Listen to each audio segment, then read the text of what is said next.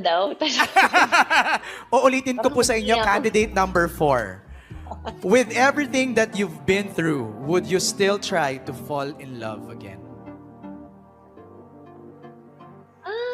Oo naman. Hindi man sa ngayon muna. Pero hopefully in the next months to come. Pero Ay, wag months muna. lang? Months lang? Hindi, years. Bakit Hindi, ka pa rin, oras. bakit ka pa rin naniniwala sa pag-ibig? Kasi ang love naman, marami namang kayang magbigay ng love. And willing naman akong tumanggap. Wow!